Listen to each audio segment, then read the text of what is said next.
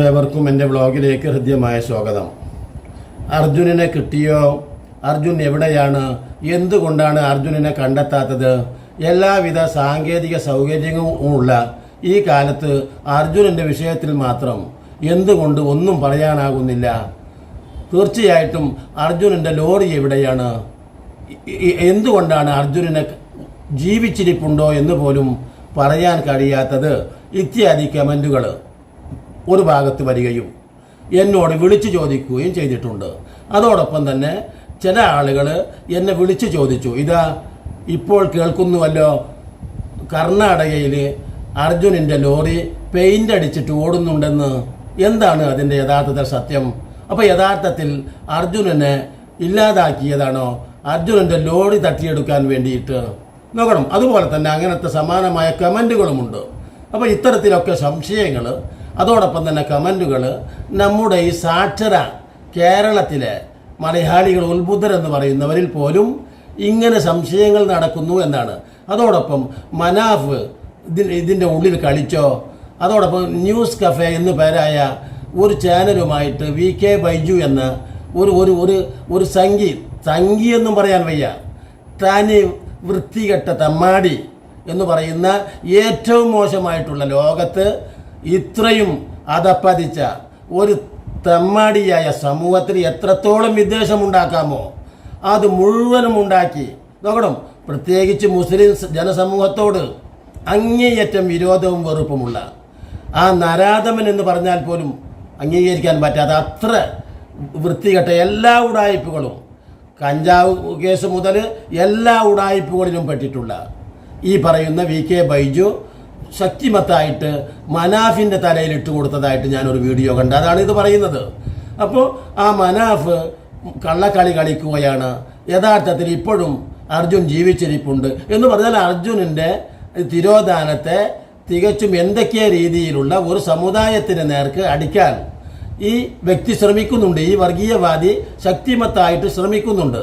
അതുകൊണ്ടാണ് ഞാൻ പറഞ്ഞത്. അതോടൊപ്പം തന്നെ അവൻ്റെ ആ വ്ളോഗിന് താഴെയും കുറേ സംഘികളുട്ട കമൻറ്റുകൾ, അതാണ് ഇപ്പം ഞാൻ പറയുന്നത്.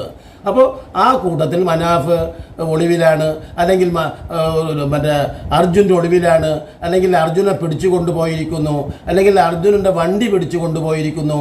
അടവുകളൊന്നും മുറ പോലെ അടക്കാത്തത്, അത് അടക്കാതിരിക്കുന്നത് മനാഫിൻ്റെ വണ്ടിയാണ്. മുസ്ലിങ്ങൾ സ്വാഭാവികമായിട്ടും എന്ത് ഇടപാട് നടത്തിയാലും ആലോചിച്ച് നോക്കണം, അവർ മര്യാദക്ക് കാശ് കൊടുക്കില്ല. അപ്പോൾ അതുകൊണ്ട് ആ വണ്ടി പിടിക്കാൻ വേണ്ടി ആളുകൾ വന്ന് പിടിച്ചു കൊണ്ടുപോയതാണ്. അപ്പോൾ പിന്നെ അർജുനനെ എന്ന് ചോദിച്ചാൽ, അവർ വനത്തിലേക്ക് പ്രവേശിച്ചപ്പോൾ മരം കൊള്ള നടത്തുന്നതിന് വേണ്ടി ആ മരങ്ങളൊക്കെ മുറിച്ച്, അതാണ് ആ മരങ്ങളൊക്കെ ലോറിയിൽ നിറച്ച് വരുന്ന ഒരു ചിത്രമുണ്ടല്ലോ, നമ്മളൊക്കെ കണ്ടിട്ടുണ്ട്. അപ്പോൾ ഇത് വനം കൊള്ളക്കാർ പിടിച്ചു കൊണ്ടുപോയി. അപ്പോൾ മരം അവർ കൊണ്ടുപോയി, എന്നിട്ട് ലോറി അവരെന്താക്കി, കർണാടക ഇത് പെയിൻറ്റ് മാറ്റി. അതോടൊപ്പം തന്നെ അർജുനനെ പിന്നെ അവരെന്തു ചെയ്തു എന്ന് ചോദിച്ചാൽ, അർജുനനെ അവർ രഹസ്യമായി സൂക്ഷിച്ചിരിക്കുന്നു, അല്ലെങ്കിൽ അർജുനനെ അവർ വകവരുത്തിയിട്ടുണ്ടാകും. ഇത്തരത്തിലൊക്കെ ഉള്ള അഭിപ്രായങ്ങളും കമൻറ്റുകളും നിരന്തരം ഈ ഒരു മാസം കഴിഞ്ഞ് 2-ാം മാസത്തിലേക്ക് പ്രവേശിച്ചു കൊണ്ടിരിക്കുകയാണ്. അതിനകത്താണ് ഏറ്റവും മോശമായിട്ടുള്ള ആരോപണവുമായി ഈ വർഗീയവാദി രംഗത്ത് വരുന്നത്. ആലോചിച്ച് നോക്കണം. അപ്പോഴും അതുപോലും അവൻ ഒരു സമുദായത്തെ അടിച്ച് ഇല്ലാതാക്കുന്നതിന് വേണ്ടി വളരെ മോശമായ രീതിയിൽ, തുല്യതയില്ലാത്ത രീതിയിൽ ആ നരാധമൻ അവൻ്റെ ആ ന്യൂസ് കഫേ എന്ന ചാനലിൽ നിങ്ങൾക്ക് നോക്കിയാൽ കാണാൻ കഴിയും.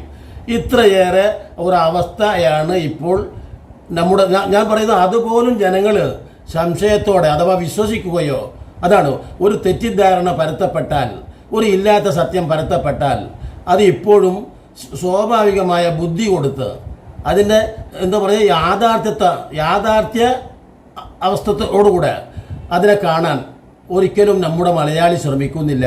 അതുകൊണ്ടാണല്ലോ ഇപ്പോഴും അർജുനനെ കുറിച്ച് ഇപ്പോഴും തീരാത്ത സംശയങ്ങളുമായിട്ട് ആളുകൾ കമൻറ്റിലായാലും ഫോൺ ചെയ്തിട്ടായാലും ഇപ്പോഴും അവരുടെ സംശയങ്ങൾക്ക് യാതൊരു അറുതിയും വന്നിട്ടില്ല. ദിനേനെ പത്രം വായിക്കുന്നവരാണ്, ദിനേനെ ന്യൂസുകൾ കേൾക്കുന്നുണ്ട്, ദിനേനെ സത്യകാര്യങ്ങളൊക്കെ അറിയുന്നുണ്ട്, എല്ലാവിധ സംവിധാനവുമുണ്ട്. മാത്രമല്ല അതിനിടയ്ക്ക് തന്നെ നമുക്ക് സത്യവും അസത്യവും വേർതിരിച്ച് മനസ്സിലാക്കാവുന്ന ന്യൂസ് സംവിധാനങ്ങളുമുണ്ട്. എന്നിട്ട് പോലും നമ്മുടെ മലയാളിയുടെ മനസ്സിൽ പറ്റി നിൽക്കുന്ന ഊഹങ്ങൾ അല്ലെങ്കിൽ സങ്കല്പങ്ങൾ അല്ലെങ്കിൽ ആ തോന്നലുകൾ ഇപ്പോഴും എന്തുമാത്രം പരിഹാസ്യമാണ് എന്ന് പറയുന്നതിനാണ് ഞാൻ ഈ വീഡിയോ ചെയ്യുന്നത്. ഇതിനെ തുടർന്ന് വീണ്ടും പ്രസക്തമായിട്ടുള്ള കമൻറ്റുകൾ വേറെയുമുണ്ട്. പക്ഷേ ഇപ്പോൾ എനിക്ക് തോന്നിയിട്ടുള്ള ഒരു പ്രസക്തമായ കമൻറ്റ്, ആ കമൻറ്റിന് ഒരു മറുപടി പറയുക മാത്രമാണ് ഞാൻ ഇതിൽ നിന്ന് ചെയ്യുന്നത്. നമ്മുടെ മലയാളിയുടെ ആ സാക്ഷരതയെയും സംസ്കാരത്തെയും ഒന്നുകൂടെ പരിക്കേൽപ്പിക്കുന്നതാണ് ഇത് എന്ന് പറഞ്ഞുകൊണ്ട് ഇനിയും നല്ല നല്ല വീഡിയോകളുമായി നിങ്ങളെ കണ്ടുമുട്ടുന്നത് വരെ നിങ്ങൾക്ക് നന്ദി.